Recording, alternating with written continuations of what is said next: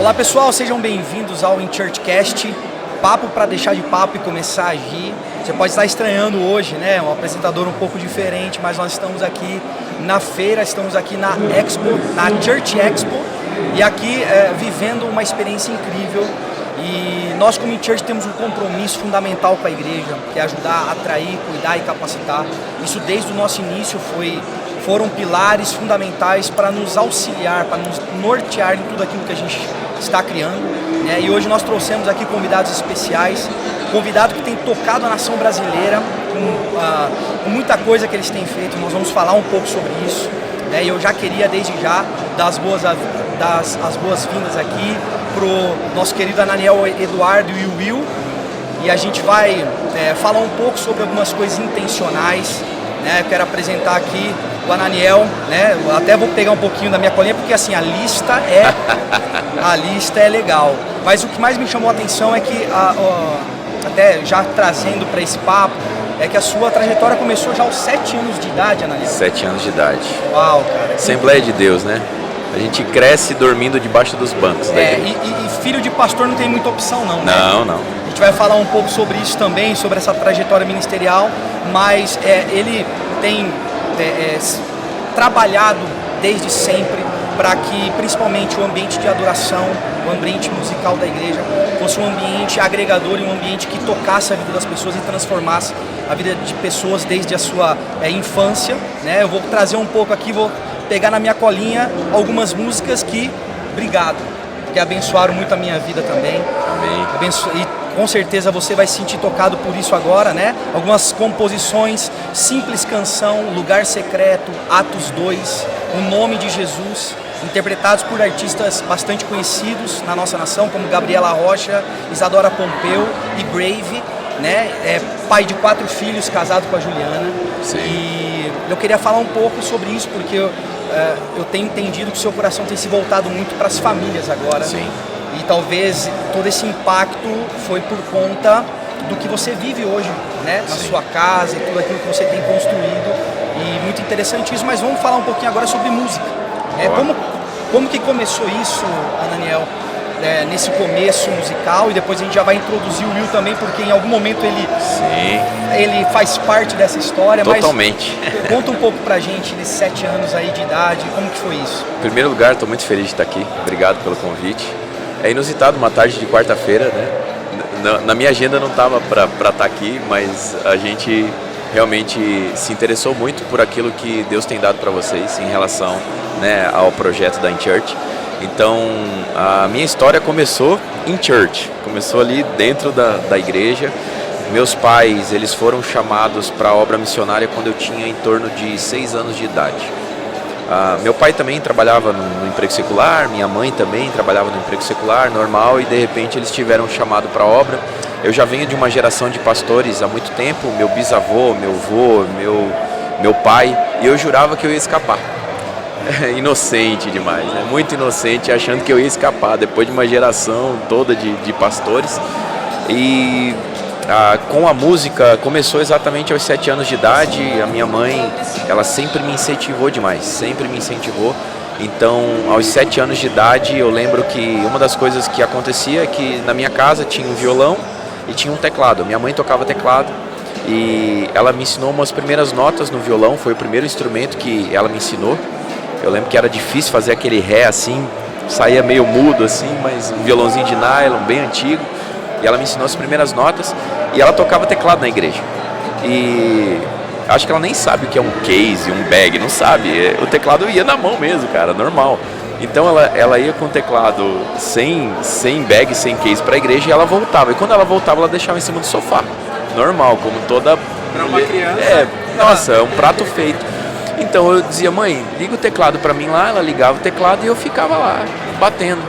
Como eu já tinha um ouvido musical, chegou um certo tempo que eu comecei a formar algumas notas. E quando eu apertava, eu dizia, eu acho que isso aqui é alguma nota. E eu lembro que eu corria e dizia, mãe, vem cá. Aí, o que é isso aqui? A mãe falava, isso aqui é um dó, isso aqui é um sol, isso aqui é um ré. E ela viu esse futuro, né, na música, começou a me incentivar, entrei numa aula de piano e tudo mais. Mas sabe o que é mais interessante? É porque ela me ensinou com 7 anos de idade. quando eu tinha mais ou menos 15 a 16 anos, eu falei assim, poxa, então eu quero trabalhar com isso, eu quero agora mergulhar de cabeça nisso. Não, você não vai. Eu falei, mas por que, mãe? Não, você tem que ter o teu emprego, eu te ensinei música para você ajudar teu pai na igreja. Agora, mas por quê? Porque ela via ao meu redor muitas pessoas que trabalhavam com música sofrendo dificuldades financeiras e tudo mais e tal, porque realmente não é fácil, a área musical não é uma área fácil. Então ela falou, poxa, eu prefiro muito mais meu filho numa empresa consolidada, carteira assinada, do que esse negócio de empreender na música. Então, como eu não tinha muita opção também, eu obedeci e eu falei, mãe, ok, fiquei trabalhando numa empresa de contabilidade e tudo mais. E chegou um momento da minha vida aos 20 anos de idade, que daí eu já estava casado, já tinha minha filha, já tinha minha vida, ainda estava trabalhando naquela mesma empresa que a minha mãe queria, porém naquele momento Deus falou comigo e falou, agora é você fez certo, obedeceu a tua mãe até certo ponto. Para mim foi importante, a gente estava até falando sobre isso antes de entrar no ar aqui, sobre esses 4 anos dentro de uma empresa de 300 funcionários, me ensinou sobre gestão. Então, ter me ensinado sobre gestão me ensinou a ter as empresas que eu tenho hoje.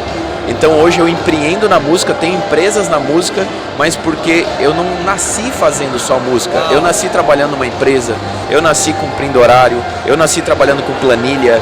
Então isso tudo para mim eu nem sabia, mas Deus estava me preparando para um futuro na música lá na frente. Então com 20 anos eu entrei de cabeça na música, trabalhando. No início aparentemente deu tudo errado, mas é porque Deus precisava alinhar meu coração em vários pontos. E em 2013 aproximadamente, foi 2013, final de 2013, eu sento no meu piano e Deus me dá uma canção chamada Maranata. E naquele momento eu não imaginava que aquela canção era uma canção que até hoje, depois de 12 anos, qualquer lugar, se eu chegar aqui, pegar um teclado em qualquer stand desse, eu começar, tu és a minha luz, a minha salvação, todo mundo vai começar a cantar junto. E foi algo que Deus deu a partir daquilo. Muitas canções começaram a vir, pessoas começaram a me chamar, então muitas coisas começaram a acontecer. E chegamos, a história obviamente que eu vou ter que reduzir aqui, mas foram anos e anos e anos, e nesse meio do caminho, quando eu vim para São Paulo em 2015, muitos artistas começaram a me chamar, e hoje em dia a gente está no mundo que o áudio e vídeo é muito linkado. Não é à toa, quem está vendo a gente agora aqui não está somente ouvindo como era antigamente, que era só rádio, mas agora está vendo também. Então o áudio sempre precisa de um bom vídeo, e no meio desse caminho Deus me trouxe o Will e o Flauzilino.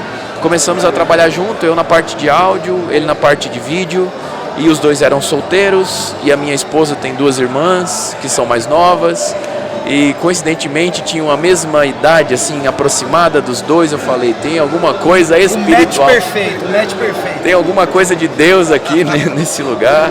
E aí a gente fez a primeira coisa, a gente apresentou o Flauzilino para Clara, que é a irmã mais nova. Depois o Will conquistou a Laura, depois de muito custo, né, Will? A gente conseguiu fazer com que o Will conquistasse a Laura ali, e ambos casaram com as 2 irmãs. Mais para frente, em 2020, continuávamos a trabalhar junto. Em 2020, Deus me traz um projeto no coração chamado Brave, para nós iniciarmos um movimento que tivesse um canal no YouTube, um movimento que trabalhasse com a área de ensino, um movimento que caminhasse mais próximo de alguns artistas, que pudesse fazer alguns movimentos de adoração pela nação, pelas palavras que Deus tinha nos dado. E aí eu pensei, poxa, mas eu não quero fazer isso sozinho, eu preciso chamar pessoas que sejam meus sócios. Nessa hora minha esposa olha para mim e diz assim, tu lembra dos teus 2 cunhados que trabalham nessa área? Tem tudo a ver. Meu Deus. Na época eles tinham sociedade já em um outro movimento, aí eu fiquei meio assim de convidar eles. Aí ela falou, vai, fala com eles. E aí chamei eles, eu já estava com tudo pronto, já tinha logo, já tinha o nome, já tinha tudo, era tipo um projeto secreto assim, que eu tava fazendo. E aí de repente chamei o Will, apresentei para ele primeiro, comprou a ideia na hora. Depois chamei o Flaus, eu lembro até hoje, o Flaus sentado assim, ele olhou e falou assim, já gostei da logo. Aí eu falei, caramba, eles aceitaram. Aposto que ele é o analítico do grupo. Ele é. Provavelmente é o homem das planilhas. Sim, né? sim, exatamente. Tem que calcular o início, o meio e o fim para ver se... exatamente. Então, naquela hora a gente começou, falei, poxa, é o trio perfeito aqui. Eu trabalho no áudio, o Flaus é o gênio do vídeo, o Will é o cara da gestão, é o ponto de equilíbrio entre um cara doidão igual eu, já um cara mais tranquilo igual o Flaus, então ele fica naquele meio do... fazendo meio muito bom. Era o time perfeito. E o mais maluco é que no meio disso tudo a pandemia estava acontecendo. Então assim, para você começar qualquer coisa... Exatamente, é um detalhe importante, porque 2020 é justamente o pico de tudo. Então, eu tenho inclusive os vídeos, um dia ainda a gente vai fazer um grande documentário a respeito disso, mas nós iniciamos a Brave em abril. Eu comecei a esboçar a ideia praticamente ali em abril de 2020, foi quando eu fiz os primeiros rascunhos, fiz toda a parte visual, logomarca e tudo mais e tal, e um pouquinho mais pra frente ali, questão de junho, julho, eu sento com eu e com o Flaus no meio da pandemia. Eu me mudei de casa no meio da pandemia, tudo perante aquilo que Deus tinha falado ao nosso coração. Começamos a Brave desde 2020, hoje é um canal com mais de 100 milhões de visualizações, já com quase 200 mil inscritos, muitas canções abençoando. Regravamos, inclusive a primeira canção que nós lançamos no canal foi Maranata, no Allianz Parque, num drive-in, que era no meio da pandemia, lançamos essa canção ali. Então muitas coisas surgiram a partir de lá, até que em 2024, final de 2024, 4 anos depois que Deus tinha nos dado esse projeto de um movimento, Deus vem e fala no nosso coração, não, vocês não sabiam de nada, na verdade era uma preparação, porque tem mais um braço aqui, que vocês ainda não se atentaram, que é uma igreja. Então, ali no final de 2024, início de 2025, nasceu a família Brave, dentro da nossa casa, cuidando de pessoas que são músicos, cantores, é o que Deus colocou no nosso coração. A nossa área, a conexão que nós temos com a área artística desde lá de trás, na verdade era só um presságio daquilo que Deus estava falando para nós. Na nossa igreja, obviamente que não tem só músicos, mas uma grande parte que é atraída para a nossa igreja é uma geração de adoradores do meio artístico, exatamente pelo fato de que eles veem o que a gente faz, se sentem atraídos por isso, e nós temos autoralidade na área para falar com eles. Então, hoje o cenário é esse, hoje o cenário é uma família de sócios, amigos, que é família de sangue também, mas que também se tornou família dentro de uma igreja, né? Então, nasceu Família Brave. Cara, contei aí desde os meus 7 até os meus... Não, ficou ótimo. Que storytelling maravilhoso, né? De tudo aquilo que vocês estão vivendo juntos desde então, né? E aí, assim, isso se conecta muito com aquilo que a gente tem como missão. E aí, para vocês, né, eu queria fazer uma pergunta. Como eu disse, né, a gente trabalha com tecnologia, mas os nossos pilares são de construção, atrair, cuidar e capacitar pessoas para que o reino de Deus continue crescendo. Por quê? Nós começamos com tecnologia, mas entendemos que a tecnologia é um meio para alcançar aquilo que nós temos como igreja hoje, que é continuar fazendo com que as pessoas sejam alcançadas. A gente tem uma missão de até 2030 alcançar 100 milhões de almas para Cristo através das igrejas, né? Mundialmente. Hoje nós já estamos em 32 países, mas queremos mais, né? Porque Deus tem nos dado não um projeto, Deus tem nos dado nações. Amém. E a gente entende que a música, ela também tem um papel muito relevante, principalmente na atração de pessoas, né? Porque desde que o mundo é mundo, a música ela tem um papel muito importante e ela toca muito as pessoas, independente ali não só por uma questão religiosa, mas a música pela música, ela já tem um poder muito grande de tocar pessoas, né? E aí eu queria entender um pouco de vocês, como isso se conecta, né? Como que a música, na visão de vocês, ela tem esse papel de atração, de cuidado e de preparar pessoas para serem esses multiplicadores. Porque a gente ouve falar muito sobre a música como um fator de cura, a música como um fator de relevância para despertar chamados ministeriais, Como que vocês entendem isso na música? Trazendo um pouco para aquilo que a gente construiu, quando a gente encontra algumas pessoas que falam: nossa, você estava trabalhando naquela música, aquela música ali, eu estava um dia, a pessoa nem conhecia nada, e aquela música me tocou. É muito que a música gospel tem hoje trazido para muitas pessoas ali, porque hoje, no momento que a gente vive de pouco tempo, de muitas questões mentais, de muitas dificuldades das pessoas se encontrarem nessa maluquice que é o nosso cotidiano hoje, de falta de tempo, de muita correria, quando ela vê qualquer coisa boiando ali, ela se agarra daquilo ali com muita força, e muita gente tem encontrado isso nas músicas. Então, muita gente que a gente vai ali conversando, a gente vai encontrando, eles falam: poxa vida, aquele trabalho, aquela música ali mexeu comigo e eu comecei a entender, meu coração abriu, e hoje eu estou na igreja. E hoje eu convenci meus amigos, a minha família mudou por causa disso.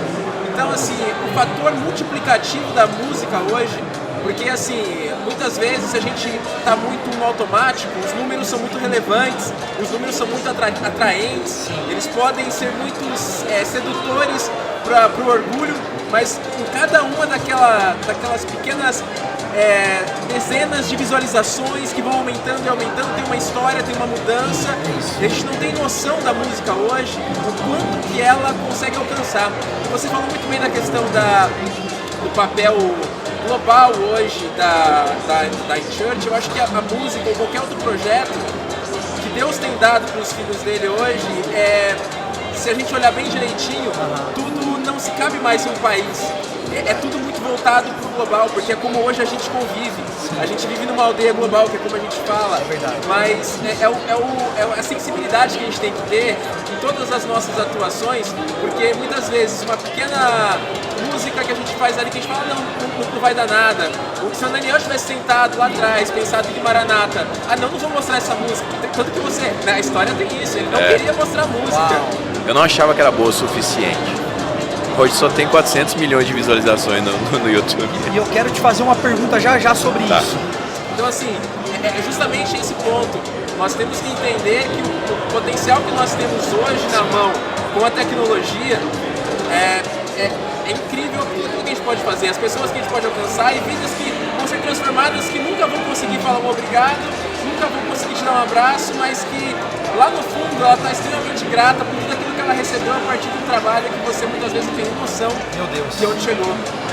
E é isso que eu acho que hoje é o grande papel que a tecnologia está ali junto com a música, que carrega essa mensagem, e quando ela tem essa mola propulsora, tudo fica muito maior e muito mais dinâmico. Eu tenho um pastor amigo meu que ele fala o seguinte, é muito interessante o que ele fala assim: eu tenho inveja de vocês compositores, porque eu sou pastor, pregador, eu vou lá, eu preparo um sermão, eu prego durante 1 hora, eu prego aquilo, e aí chega depois de 2 dias, você pergunta para alguém: o que foi pregado no domingo?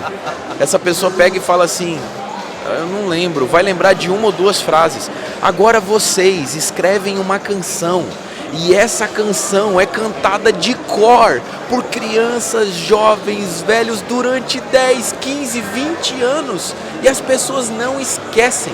Ele falou: eu tenho inveja de vocês que são compositores. Então sim, nós temos um poder absurdo na nossa mão com a composição. Só que muitas vezes a gente não dá a devida valorização. Porque, por exemplo, antigamente, hoje já não tem tanto, mas antigamente eu lembro que as empresas, por exemplo, elas queriam que você gravasse um número de telefone, elas criavam um jingle com um número de telefone para que você gravasse o número de telefone. Campanhas eleitorais também, né? As campanhas eleitorais trabalham muito com jingles para poder gravar algum tipo de jargão, e aí o cara de repente nem vai votar naquele candidato, mas ele fica, e aí parece aquele chiclete. Exatamente. Gruda, né? Eu lembro até hoje, esse número já deve ter sumido, mas eu lembro até hoje que tinha uma música que fala assim: 0800 044 4001. Mano, eu não sei nem do que era essa música, mas eu ouvi isso quando era pequeno. E, mano, essa música ficou na minha cabeça. Por quê? Só por causa da melodia. Olha. Então, assim, é algo poderoso, é uma mensagem poderosa. Não é à toa que a implantação cultural que é feita hoje no mundo, ela tenta dominar o tempo inteiro a área artística, a área das artes. cinema, música e tudo mais. Por quê? Porque é onde entra a ideologia, é onde entra a implantação cultural. É um caminho muito mais fácil. Poxa, se é mais fácil implantar a cultura do inferno através da música, então também é mais fácil implantar a cultura do reino através de canções. Uau. As minhas filhas, esses dias, a gente teve uma cena interessante. Eu entrei no chuveiro e a minha esposa tinha dado banho nas minhas filhas, e a Isabela, de 6 anos, agora ela tem 7, mas na época ela tinha 6 anos. Eu entrei e de repente a minha esposa tinha comprado tipo canetas para desenhar em vidro, assim, que saem com o tempo. E eu entrei no banheiro. Quando eu entrei no banheiro, eu vi o nome de todos os discípulos de Jesus escritos no vidro e com a letra da Isabela. Eu olhei aquilo e falei, como é que ela sabe o nome de cor de todos os 12 discípulos? Música. Ela decorou através da música. Uma criança de 6 anos decora através da música. Eu lembro que nós tínhamos, na época da Assembleia, tinha músicas que cantavam de Gênesis, Êxodo, Levítico, Número, Deuteronômio, até Apocalipse. 66 livros da Bíblia. Uma criança decora por conta do quê? Música. Cara, que tremendo isso. Que tremendo. E eu queria fazer uma pergunta, que é uma pergunta muito latente para nós também. E eu sempre falo isso pro Sidney, que é o nosso CEO.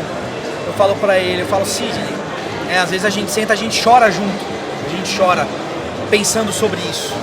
E a gente fala, cara, você tem noção onde nós chegamos?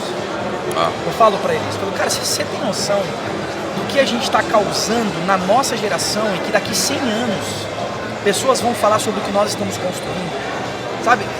E às vezes eu saio de mim assim, sabe quando você sai assim, você olha de cima e fala, cara, isso é muito forte, isso é muito grande, né?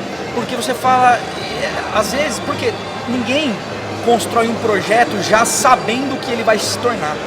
Você constrói um projeto com uma expectativa de que vai alcançar minimamente alguém.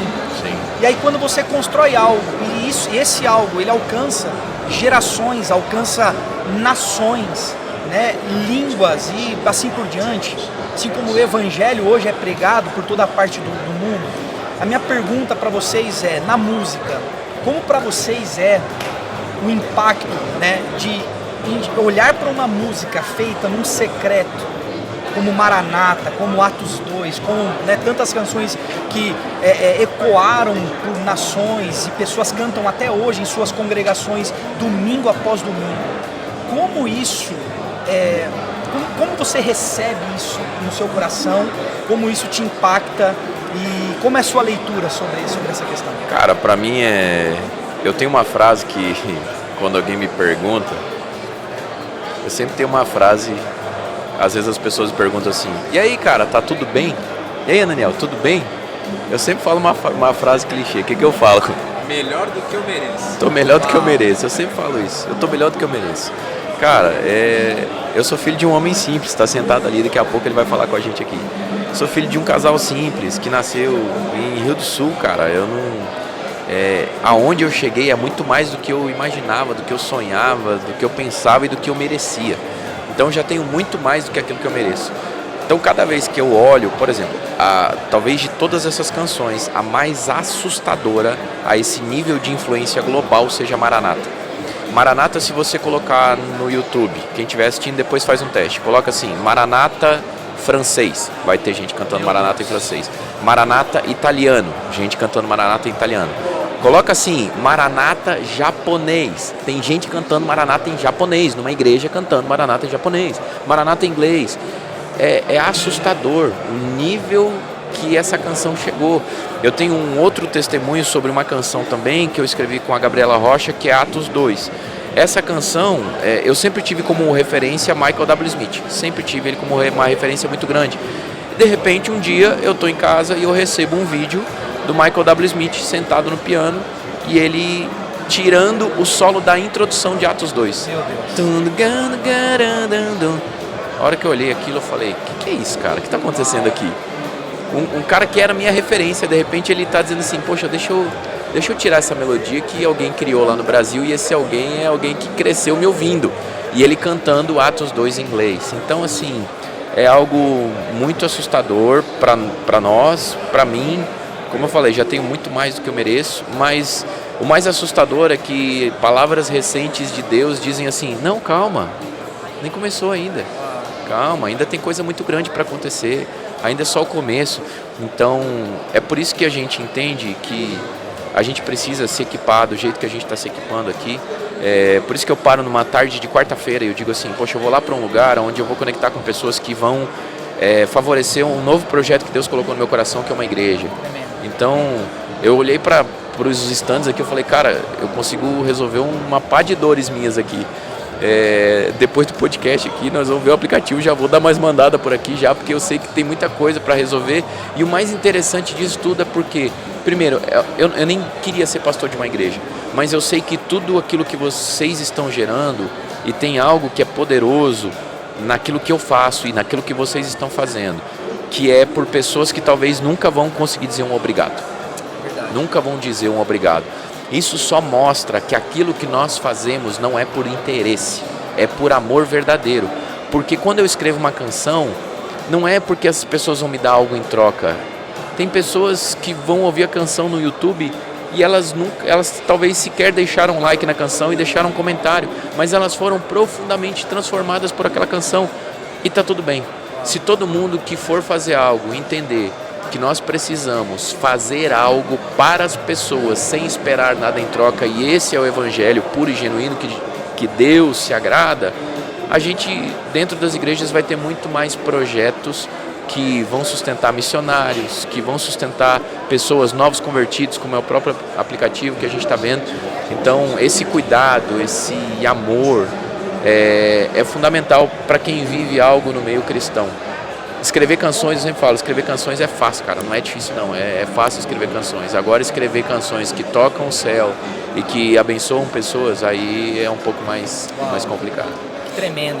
E o mais interessante disso tudo é que a gente acaba se conectando na caminhada. Então, por muito tempo, a gente já caminha criando música, criando conteúdo, e quando a gente se conecta com pessoas que estão por outro lado, potencializando frentes necessárias para que a mensagem chegue, é uma alegria muito grande. Então, saber o que está acontecendo, a evolução da InChurch cada vez mais, porque assim, eu também sou do time dos filhos de pastor, que cresceu lá, neto de pastor também, mesma história. Que legal. Que você conhece todas as questões, conhece muito bastidor de igreja, conhece quais são as dificuldades, e eu acho que nós temos hoje um privilégio muito grande de ter aprendido por toda essa caminhada desse pessoal que veio antes da gente, que pavimentou muita coisa, mas que nos ensinou muita coisa, porque a gente aprendeu, vendo os erros muitas vezes acontecendo, e a gente sabe que muitas vezes a pessoa vai lá, ela vai na igreja pela primeira vez, e vai lá, anota o nome dela, como a gente por muitos anos via, e talvez aquele papel se perdia, a pessoa nunca mais era encontrada, nunca dava pra ser conectada, às vezes não tinha nem telefone, era um endereço que pegava. E hoje em dia, com uma tecnologia dessa, a pessoa chega na igreja, a gente consegue estar conectada com ela, perguntar como ela está, ter um acompanhamento que eu não consigo ir lá. Isso é algo fantástico, porque está potencializando o cuidado, por um lado, a gente está lá potencializando a mensagem com a música, e todo mundo fazendo e caminhando para o mesmo lugar. Então, quando a gente tem essa visão conjunta de que as ferramentas, a tecnologia, ela está sendo utilizada da melhor maneira para cumprir o ID, para cumprir aquilo que a gente realmente tem para fazer, é fantástico. Então, a sinergia que a gente está tendo aqui é algo que me deixa muito feliz, porque mostra que Deus tem os meios de se fazer as coisas para que a obra dele seja completa. No final, né, o resumo de tudo que a gente faz é para abençoar pessoas, seja através de um aplicativo, seja através de uma igreja, seja através de canções, precisa ser sobre pessoas e não sobre nós. Talvez esse seja o nosso grande ponto de conexão, né?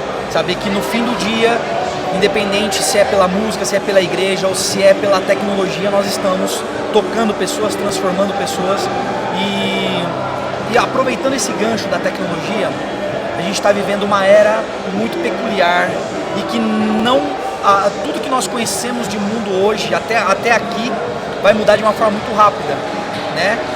E a gente já está olhando para isso, né? Eu creio que vocês também olhando para a tecnologia musical e nós olhando para a tecnologia como ferramenta, a gente está no presente só que olhando para o futuro. E existe um caminho sem volta que é a inteligência artificial. Isso tem impactado de uma maneira muito abrangente toda a forma de fazer tudo, né? É engraçado que isso entrou na gestão, isso entrou na comunicação, isso entrou na cultura, então já faz parte da vida de todas as pessoas. E a minha pergunta é, como isso pode ser positivo e como isso pode ser negativo quando se trata de algo tão genuíno e tão humanizado que é a música, que é a composição, né? Que é o fato de você receber algo diretamente de Deus ali, você trabalhar aquilo, você saber que aquilo está sendo construído para abençoar a vida de pessoas. Até que ponto vocês entendem que a inteligência artificial ela é algo que vem contribuir, somar, e até que ponto isso pode ser um ambiente perigoso para aquilo que nós estamos construindo hoje? Acho que o Ian é mais da área de tecnologia, pode falar mais. Eu acho que tudo parte de um pressuposto, como a gente falou agora há pouco, na conclusão de tudo, passando a régua, o que fica? Pessoas. Legal. Em nenhum momento a gente pode encarar a inteligência artificial como uma substituição das pessoas. A inteligência artificial ela tem que ser sempre uma ferramenta. E como a internet lá atrás começou e muita gente não sabia mexer e aquilo ali era um bicho-papão para todo mundo, a gente está vivendo uma nova revolução agora com a própria questão da inteligência artificial. É algo novo para todo mundo. Lá atrás, se a gente olha para trás 20 anos, vê fotos que a gente postava, as coisas que a gente escrevia, a gente fica até com vergonha. Então, assim, é o que está acontecendo hoje muitas vezes com a inteligência artificial. É uma grande descoberta, é um boom, é uma foto que eu coloco meu rosto diferente, é uma carta que eu consigo escrever sem muito esforço. Só que a gente não pode olhar para uma substituição de pessoas, assim como ferramenta sempre. Legal. É algo que vai potencializar. Então, a inteligência artificial pode ser utilizada na música? Pode, para muitas coisas, para otimizar tempo, acelerar processos que são automatizados que antes a gente tinha que ficar ali manualmente fazendo. Mas a essência, o fim, isso não pode deixar de ter as pessoas. Porque assim, em pouco tempo eu imagino que o grande ponto da inteligência artificial vai ser as pessoas que vão conseguir manuseá-la.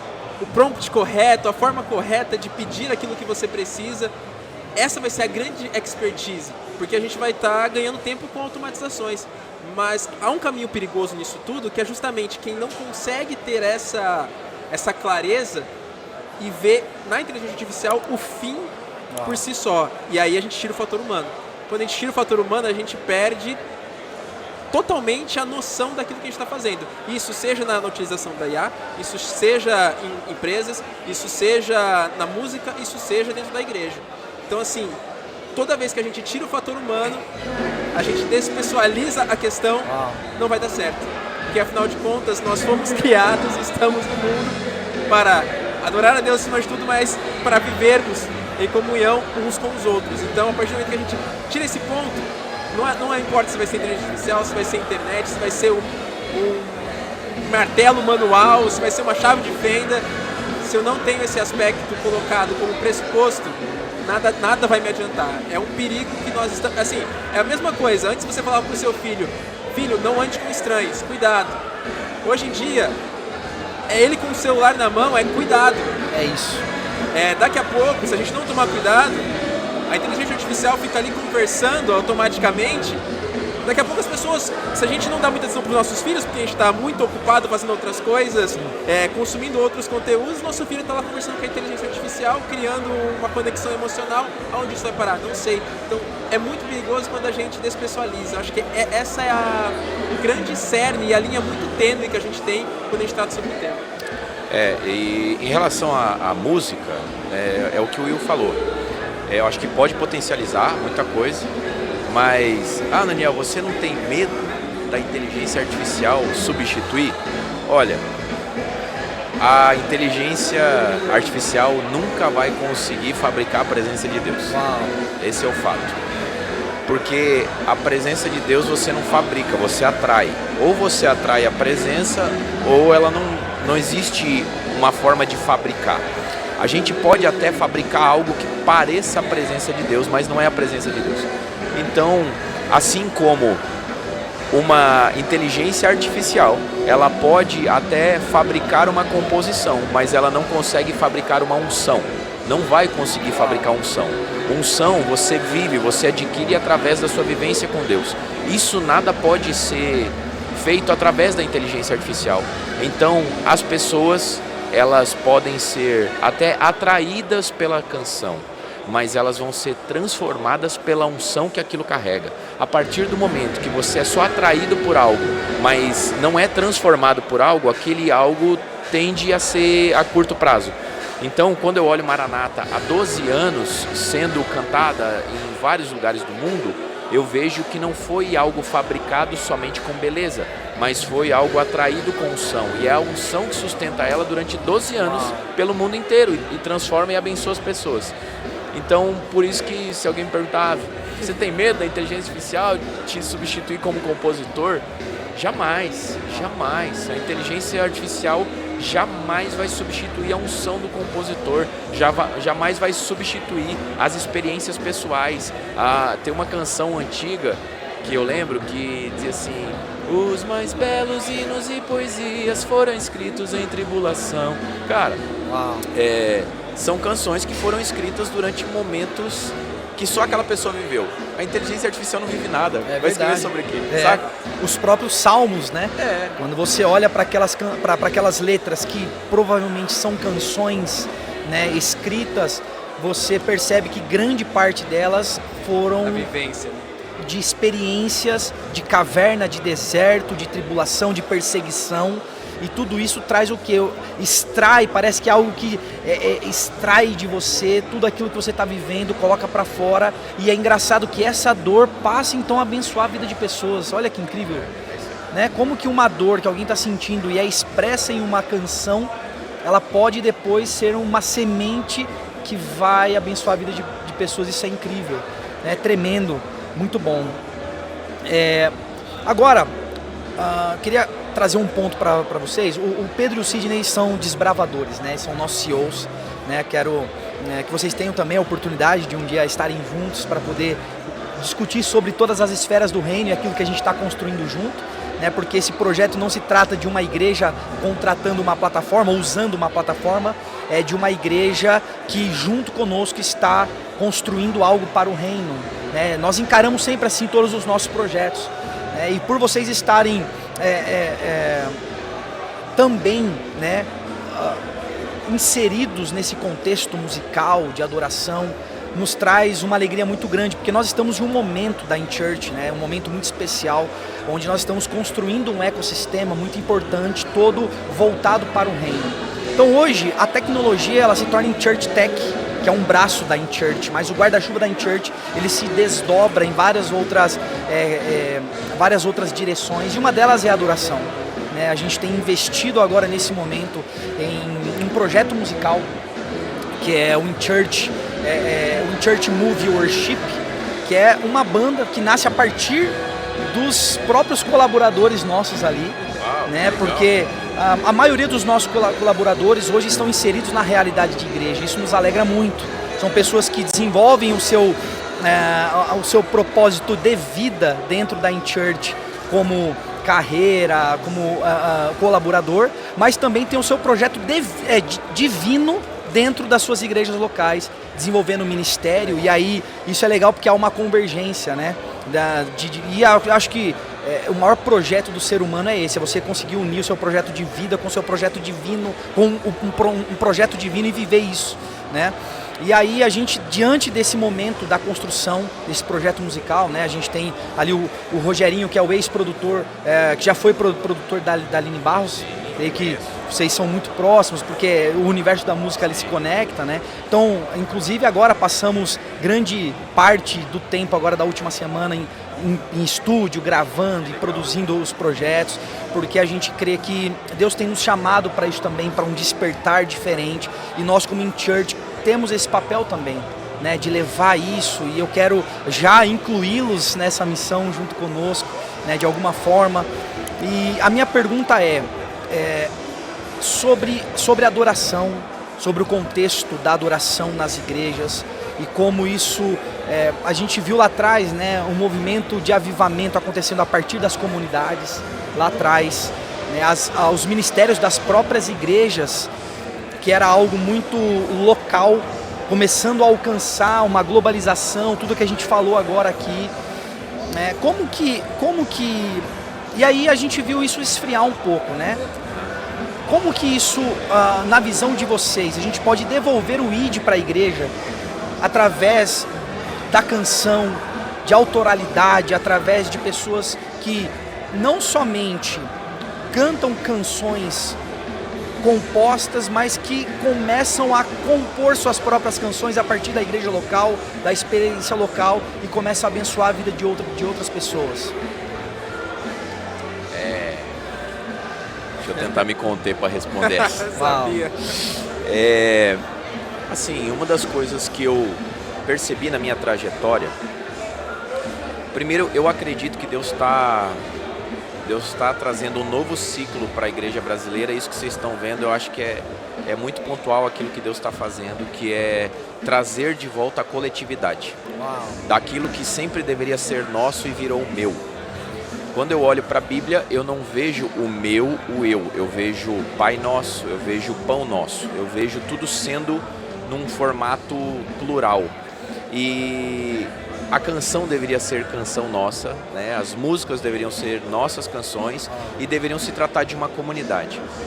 Eu acredito que durante um tempo no Brasil, Deus soprou sobre muitos ministros individuais uma mensagem através deles para a coletividade. Mas eu acho que em muitos casos se perdeu a mão e se voltou totalmente para a individualidade. De que forma? Por exemplo, perdendo a própria conexão com a igreja local por conta da individualidade que Deus deu. Então é tipo assim, vou procurar o Ananiel, vou fazer um projeto. Deus soprou, abençoou. Primeira coisa que eu faço, igreja local, eu perco o contato, eu perco a conexão. Não faz sentido. Deus te abençoou para você abençoar o corpo. Como você vai abençoar o corpo não fazendo parte dele? Meu Deus. Como que você vai dizer assim, eu quero abençoar o corpo de Cristo, porém agora eu não faço mais parte do corpo. Eu agora sou o itinerante do corpo. Eu visito várias partes do corpo, em vários lugares, mas eu mesmo não faço parte de corpo nenhum. A igreja sou eu. Isso não existe. Então eu acredito que Deus está levantando nesse tempo pessoas que elas vão ter os seus projetos, mas elas não vão abandonar o maior projeto de todos. Jesus, quando ele chama os 12, ele não chama os 12 para montar uma banda. Ele chama os 12 para instituir a igreja. Meu Deus. E não para montar uma banda. Ele não chama os 12 para dizer, são 12 itinerantes. Vocês são 12 itinerantes e aí vocês só saem pregando. Não, ele chamou eles para eles formarem uma comunidade. Não é à toa que nós vemos o primeiro livro que é escrito ali depois dos evangelhos é Atos. Vem Atos dos apóstolos, a igreja primitiva sendo estabelecida. E o que vem depois disso? Vem Paulo escrevendo para quê? Igrejas. Igrejas, Coríntio, Éfeso, Filipos. Tudo igreja, tudo sempre em prol da coletividade. Aí nós chegamos lá em Apocalipse. Quando chega em Apocalipse, Deus dá uma visão para João sobre o quê? As 7 igrejas. Sempre é sobre a coletividade, nunca foi sobre o individual. Mas de alguma forma a gente levou isso para o individual e achou que é o meu projeto, é o meu Spotify, é o meu canal no YouTube. Eu tenho meu canal no YouTube, eu tenho meu Spotify, eu tenho tudo, mas eu sei que o maior projeto que Deus me deu hoje se chama Família Brave. E é por isso que eu deixo aquilo que eu estava fazendo à tarde, que eu poderia estar gravando o meu conteúdo. Eu poderia estar dizendo assim, eu estou gravando o meu conteúdo, eu estou fazendo aquilo para mim, mas não, eu deixo aquilo que eu estou fazendo para mim, para vir servir um coletivo. Então hoje, a minha conexão com vocês aqui vai abençoar pessoas que nem conhecem a InChurch, que não conhecem talvez o trabalho de vocês, mas que vão ser abençoadas por conta dessa conexão. Então nós precisamos pensar num todo, e eu fico muito feliz de saber que vocês estão entendendo esse momento da igreja. Deus está soprando, e o que está acontecendo aqui é uma frase que eu aprendi com o Luiz Hermine, que ele fala o seguinte, olha, quem está indo para o mesmo lugar sempre se encontra no caminho. É isso. Então, a gente não se conhecia pessoalmente antes, mas agora chegou um tempo onde a gente se conectou de forma online primeiro e agora presencialmente. Como isso se conecta com aquilo que a gente está vivendo? Eu estou assim, como diria a minha sogra, eu estou embasbacado com essa realidade, né, que vocês estão vivendo.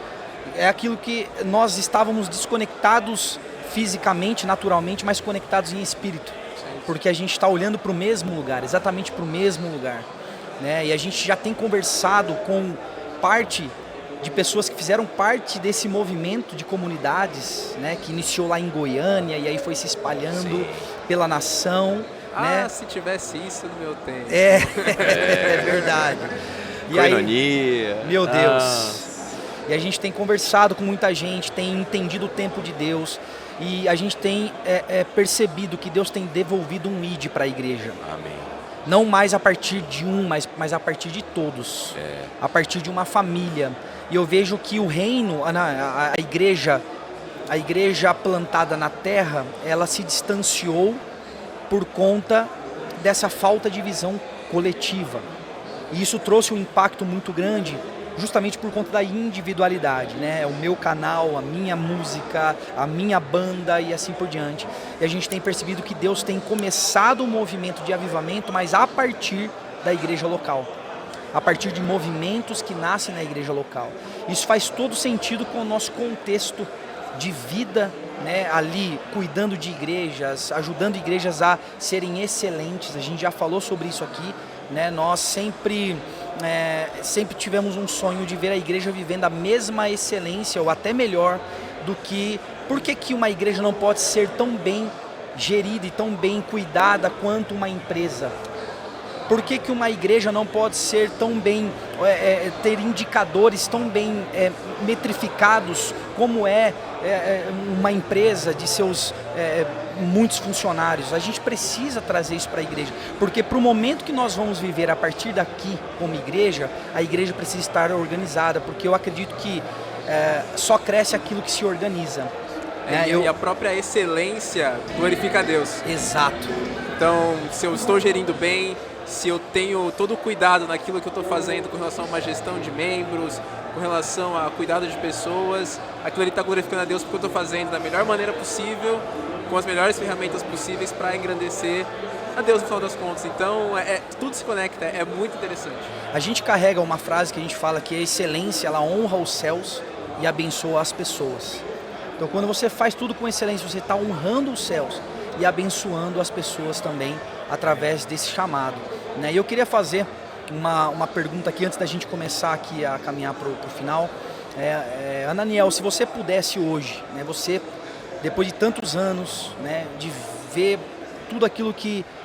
ver várias fases da música, né, no contexto brasileiro e tudo aquilo que a gente está vivendo, se você pudesse olhar para as pessoas que estão começando hoje, olhando para o futuro, qual que é a melhor maneira de iniciar um projeto diante de um desejo, né, de canções, composições, musical? Como que se você pudesse aconselhar alguém hoje que estivesse sentado na sua mesa, olhando para o Ananiel que viveu tudo isso desde da primeira canção até aqui, como que você aconselharia? O meu conselho então seria morra completamente. Tudo aquilo que você for fazer e você estiver muito vivo de carne, você vai se dar mal. Então morra para a carne, mas viva do espírito. Quanto mais você matar a sua carne, mais o seu espírito vai estar vivo, e aí sim os seus projetos vão dar certo. E eles vão dar certo de uma forma espiritual, porque, por exemplo, eu tive que passar por esse processo. O meu conselho aqui não é um conselho que eu não passei. Enquanto eu estava muito vivo com as minhas ideias, com os meus ideais, com as minhas fórmulas, nada deu certo. Quando eu larguei de mão e eu falei, eu me entrego, eu morro para isso daqui e o Senhor tem que tomar o controle, Ele começou a fazer do jeito dele. Então, quem me acompanha pela internet sabe dos meus posicionamentos, eles são sempre muito firmes, e as pessoas, elas me amam e me odeiam pelo mesmo motivo, pelos meus posicionamentos. Então, mas esses posicionamentos que muitas pessoas amam, entenda, talvez você me acompanhe pela internet e diz assim, cara, eu amo o conteúdo desse cara, eu amo a visão que Deus deu para ele. Eu não tenho visão, eu sou um morto carnalmente e eu sou um homem vivo espiritualmente. Então, tudo que eu faço, tudo que eu falo, tem coisas que eu gravo na internet, tem músicas que eu faço, que eu olho e eu digo assim, eu, Ananiel, não teria capacidade de fazer isso. Ainda bem que eu morri para que, assim como Paulo vai falar, olha, já não vivo mais eu, mas Cristo vive em mim. Então, esse conselho que eu dei para você, que é morra, ele já estava na Bíblia há muito tempo. Eu só dei ele de uma forma diferente para você. Então, você acabou ouvindo esse conselho, talvez da boca de uma outra pessoa, dizendo, nossa, é isso mesmo. Mas a Bíblia já falava, Paulo já tinha falado para você que tinha que fazer isso.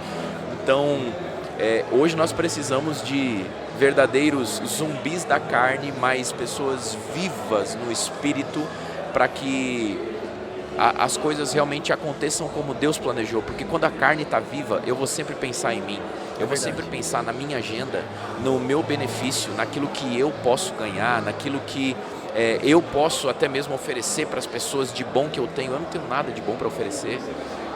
Tudo aquilo que eu tenho de bom em mim é Deus que está fazendo, porque um dia eu resolvi morrer para mim mesmo e viver para Deus. A minha carne não teria vontade nem de estar no Brasil. Pela minha carne eu estaria morando fora do país. Eu estaria numa cidade chamada Nashville, que é a cidade da música, onde eu tenho amigos, onde eu tenho contatos, onde eu poderia estar fazendo músicas americanas, morando numa fazenda com os meus filhos, sem estar aqui no Brasil construindo uma igreja que agora está dentro da minha casa. Esses dias a gente colocou mais de 100 pessoas dentro da minha casa. Uau. E uma casa com 100 pessoas, quando as 100 pessoas saem, ela não fica tão agradável assim. Ela fica toda suja, ela fica toda bagunçada. E eu olhei para aquilo tudo e falei, é isso mesmo, Deus? Deus falou, você não está morto? Já estou crucificado com Cristo. Quem está crucificado não consegue fazer mais nada.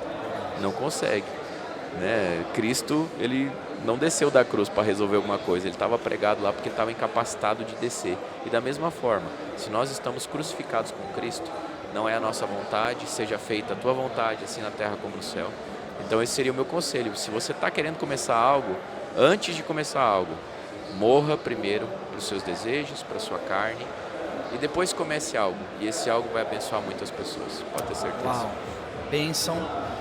A gente vai caminhando aqui para o final, mas a gente vai finalizar de uma maneira muito especial aqui. Até preciso me conter para a gente não se emocionar, porque conecta muito com a minha história pessoal também, como filho de pastor. Vocês já vão entender do que eu estou falando, mas eu queria antes me despedir do Will, né? Pedindo as considerações finais aí. Will, você que está nesse projeto desde o começo também, viu tudo acontecer de perto, né? Como que você olha para tudo isso e como que você enxerga o futuro, né? O Will de hoje, né? Olhando para o futuro, o que você... É aquilo que a gente falou, não tem como saber exatamente o que vai acontecer e o que vai alcançar tudo isso. Mas qual é a sua expectativa, né? O que existe no seu coração de esperança sobre tudo isso? Eu acho que tudo aquilo que é um indicativo para a gente, nós devemos olhar e entender se aquilo faz sentido e se faz sentido, como eu posso utilizar aquilo ali para potencializar o que Deus me colocou como propósito. Então, com Paulo, né, tudo é lícito, mas isso não me convém, mas se isso me convém, eu vou utilizar da melhor maneira possível. Então é a gente conseguir pegar todas as ferramentas que estão sendo colocadas à nossa disposição e olhar para elas com um carinho de que ali eu estou plantando uma semente, ali eu estou criando algo que vai impactar alguém, sempre com essa visão, sempre pensando em pessoas. Pode ser daqui 5 anos, 20 anos, 50 anos. A gente vai ter novas tecnologias, a gente tem que estar embarcado em tudo isso, acompanhando, entendendo aonde nós devemos caminhar e como nós devemos nos posicionar em terrenos, inclusive, estão sendo colocados, porque antigamente o mundo era extremamente físico e apenas isso. Veio a internet. Se a gente, enquanto cristãos, não nos posicionarmos na internet, é um ambiente que é hostil, digamos assim, porque falta a luz. Da mesma forma em todas as outras ferramentas, na própria inteligência artificial, futuramente, o que nós vamos fazer? Não sei ainda, mas devemos estar atentos, com o nosso radar muito aguçado, sempre perguntando para Deus, o que eu posso fazer de diferente aqui? E o que eu posso aportar para que o teu reino também esteja aqui? Porque Há 20 anos atrás, ninguém falava de inteligência artificial. Há 15 anos atrás, começava a se falar sobre Spotify. Tinha uma empresa escandinava começava a aparecer e ninguém entendia direito o que era. E hoje é uma realidade. O que vai ter daqui a 15, 20 anos? Eu não sei. O que eu sei é que, independente do que aparecer, nós devemos estar sensíveis e estarmos lá, povoando aquele ambiente com aquilo que Deus está colocando no nosso coração. Uau! E agora a gente está partindo aqui para o final desse InChurchCast de uma maneira muito especial hoje, né?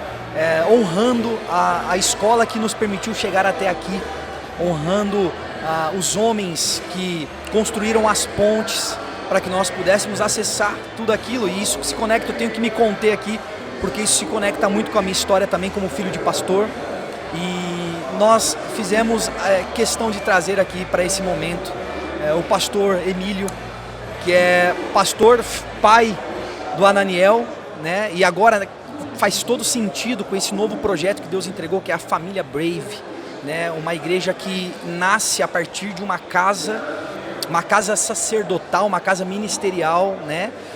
Então eu fico imaginando o filme que deve passar na mente ali dos 7 anos sendo introduzido na música, conectando os pontos e chegando no dia de hoje, né? Ele comentou um pouquinho comigo um pouco sobre isso, da questão do chamado e de quanto isso no começo não fazia muito sentido e o quanto isso até era algo um pouco distante da realidade, mas que agora faz todo sentido. E antes de dar as boas-vindas para o pastor Emílio, eu queria que o Ananiel contasse um pouco para a gente desse projeto e desse processo, né, que você passou para chegar até aqui e encarar agora esse ministério como pastor e como alguém que agora vai cuidar de vidas nesse sentido. Sim, eu acho que todo mundo que cresce dentro de uma casa pastoral, essa pessoa automaticamente, ela, em primeiro lugar, ela tem muita alegria, né? Você passa por vários processos. Às vezes um processo é daquele orgulho de dizer eu sou filho do pastor, e depois daquela tristeza de dizer eu sou filho do pastor, né? São dois extremos. É uma alegria e é um peso muito grande, porque a gente sabe, eu como filho de pastor também sofri vários preconceitos. Às vezes teve lugares que eu cheguei e eu sofri algumas retaliações. Por quê? Simples, eu era filho do pastor, só isso, só por eu ser filho do pastor.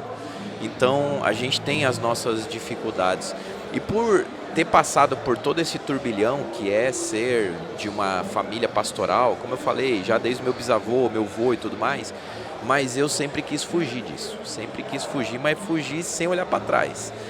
E queria muito fugir disso, até que em 2025, 2024 mais propriamente, eu e a minha esposa, nós já éramos pastores de adoração, mas liderando ali o time de adoração, numa igreja local, igreja central aqui em São Paulo. Durante 9 anos, nós estávamos ali, a gente estava, sabe aquele cenário confortável, maravilhoso? Assim, cara, tá tão confortável que tomara que o resto da vida seja assim. Aí Deus vem e fala, não, tem uma palavra e tem um povo. Eu não tinha nada na época que Deus me falou, até hoje a gente não tem um prédio próprio, não tem nada, mas nós temos uma casa, nós temos uma palavra e temos um povo. Se eu tenho uma palavra e um povo, eu tenho tudo que eu preciso. Moisés tinha uma palavra e um povo, né? Abraão tinha uma palavra e um povo, Davi tinha uma palavra e um povo, então é tudo que a gente precisa para poder cumprir o ministério. E quando eu comecei essa jornada, automaticamente eu lembrei de uma palavra de 23 anos atrás. Nessa palavra, um profeta para eu e meu pai, do lado de uma igreja que nós congregávamos em Joinville, e ele fala assim: pastor, o seu ministério será muito abençoado, será muito grande, mas o ministério desse menino, eu tenho algo gigante na nação, algo muito grande vai acontecer e o seu ministério vai brilhar através do ministério desse menino. Eu tinha 13 anos na época. Na época eu fiquei olhando assim e falei, eu acho que esse cara falou nada com nada. Mas o que nós fizemos? Nós guardamos a palavra no nosso coração e aquilo nunca saiu da minha mente, De repente, 23 anos depois, quando a igreja nasce, eu lembro da palavra, eu ligo para o pai e digo, a hora é agora. Meu Deus. A hora é agora. E aí, pastor Emílio agora é o vice-presidente da família Brave. Que tremendo, que tremendo. Pastor Emílio, para o senhor como é isso? né? Não sei se em algum momento ainda no coração do Senhor existia essa esperança, né, do filho muito bem sucedido na área musical, na área da adoração, né, de repente tocando as nações com canções. Em algum momento passou na mente do Senhor de que esse momento atual do presente poderia existir, onde o seu filho pudesse ser chamado para agora então ser também a continuidade de um ministério pastoral que iniciou anterior ainda ao Senhor? Pois então, eu quero agradecer esse momento aqui e já vou direto ao assunto. Você lembra que quando José contava os sonhos ao pai, o texto bíblico diz, e Jacó guardava isso no seu coração? Era o que acontecia comigo. Talvez o Ananiel não lembrou, não falou um pouco antes, mas aos 11 anos de idade, quando ele tinha 11 anos, em 2001, houve um festival de música em Rio do Sul. Era um CD missionário. Nós gravaríamos um CD para ajudar a missão. E eu não tinha um hino para cantar com a minha esposa, que eu louvo a Deus com ela. E eu lembro-me que eu estava na sala da casa pastoral quando eu escutei, isso me emociona porque eu escutei o Ananiel com 11 anos de idade, 10 para 11 anos, fazendo um hino dentro do quarto. E o nome do hino é Ele é o Meu Deus. Foi o primeiro hino que ele fez. Uau. E eu fiquei assim, daí eu olhei para minha esposa e disse, escuta. E ele fez assim. E eu gravei com a minha esposa. Ele é o meu Deus como ele não há. E isso nunca mais esqueci. E eu guardava tudo isso no meu coração. E o tempo foi passando e nos momentos de rejeição, como pastor, eu lembro-me que às vezes chegava nas igrejas e ele não tinha nome, era o filho do pastor. O filho do pastor toca bateria, acha que pode, acha que sabe. E isso tudo doía dentro do meu coração e da mãe também. Mas a gente sabia que Deus estava cuidando de tudo. Um dia, uma profeta, esposa de um pastor, pegou ele pela mão dentro da igreja, tirou do teclado, levou por dentro da igreja no corredor, passeou com ele e disse, olhem para este menino. Ele tinha 13 anos de idade. Olha para este menino e vocês verão o que eu farei com ele. Vocês não têm ideia do que eu farei com ele nesta nação. E a gente sempre carregou isso com nós. Eu sempre confiei em Deus. Eu sempre acreditei na palavra de Deus. E ele hoje está onde está porque é fruto de promessa, de oração. Nós sempre vimos isso na vida dele. E eu vi Deus levantando, exaltando ele. E quando ele faz o convite para mim, eu dentro de mim já esperava alguma coisa. Porque eu confiava na palavra de Deus há 23 anos atrás. E quando ele falou isso, eu precisei acreditar, porque eu deixei uma convenção de quase 30 anos, um ministério. Eu era um convencional da CIADESP, da Convenção da Assembleia de Deus de Santa Catarina, sudoeste do Paraná. Eu era coordenador de casais, mais de 3.000 casais na cidade, e de uma igreja de mais de 300 membros. Quando eu anunciei que eu viria para cá para trabalhar, ele assustou muita gente. Não dá para acreditar que você vai fazer isso. Eu disse, mas eu creio na palavra de Deus. Uau, que tremendo, que lindo. Isso é muito impactante. E aproveitando para fazer mais uma pergunta ao senhor, com relação a essa questão da sucessão. Hoje o senhor vem para fazer parte de um projeto, e já com esse bastão, nas mãos aqui do Ananiel.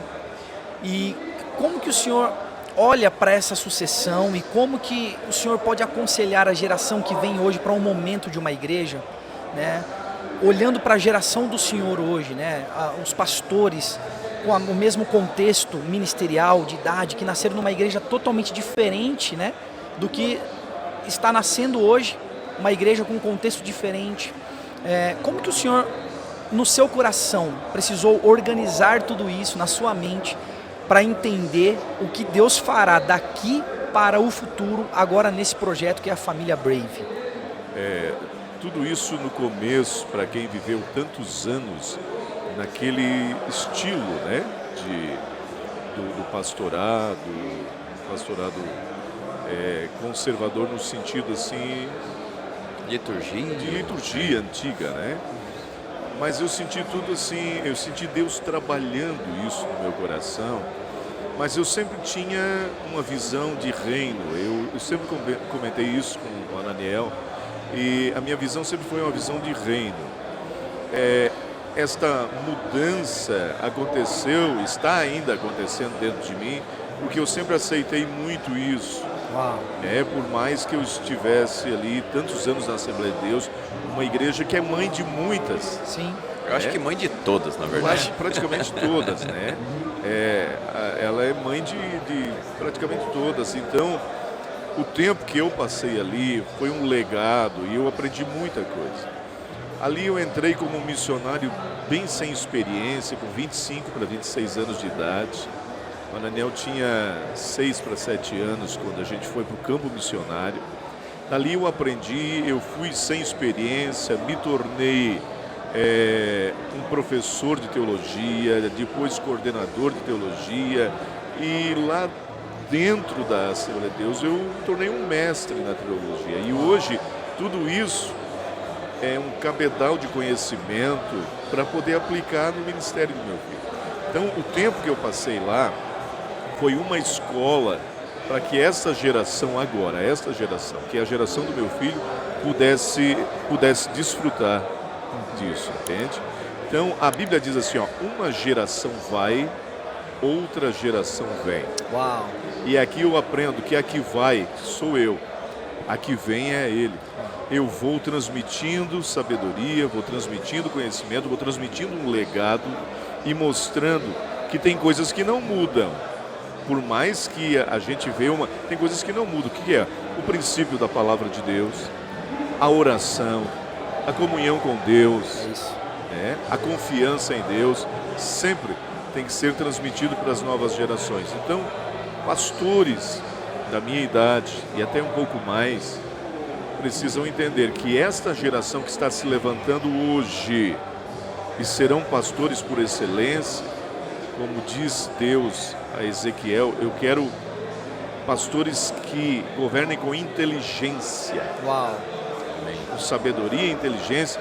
Eles precisam da nossa experiência, do nosso conselho e conselhos de Deus. Tremendo, muito bom. A gente já está chegando ao fim aqui, né, desse InChurchCast. Eu queria fazer uma última pergunta para o Ananiel e deixá-lo aí com as considerações finais, agradecendo ao pastor Emílio, agradecendo ao Ananiel, né, por todo esse respaldo, essa responsabilidade, por toda essa... por dizer sim. Amém. Em algum dia, e dizer sim para Deus, dizer sim para o chamado. Isso é tremendo. E eu queria entender como que fica o seu momento de vida agora, que é um contexto totalmente diferente do que você viveu até aqui, né? Por esses 23 anos. Sim. E como que você enxerga isso daqui para o futuro e como isso se conecta com o projeto que Deus te deu e que eu tenho certeza que não vai parar, que é o projeto musical, de adoração e tudo aquilo que você carrega, e como que há uma convergência disso hoje? Bom, eu vou finalizar isso para que todos entendam, talvez, quem é o Ananiel. E eu vou ser meio ousado aqui. Quem entendeu, entendeu. Quem não gostou, tá tudo bem. Mas eu recebi uma palavra em 2018 e é por isso que eu quero compartilhar isso com vocês, porque não é algo que eu acho, mas é algo que Deus falou. Eu recebi uma mensagem em 2018 de um pastor dizendo o seguinte: eu estava orando e eu senti algo no meu coração. Deus te chamou como um Davi desse tempo. Eu falei, calma, peraí, Davi era um homem segundo o coração de Deus, é algo muito forte. Ele falou, não, mas você vai entender. Ele falou, eu estava orando e eu senti que o que Deus me falava é que o principal chamado de Davi não era governar a nação de Israel, mas sim mudar e restaurar o estilo de adoração que a nação vivia naquele tempo.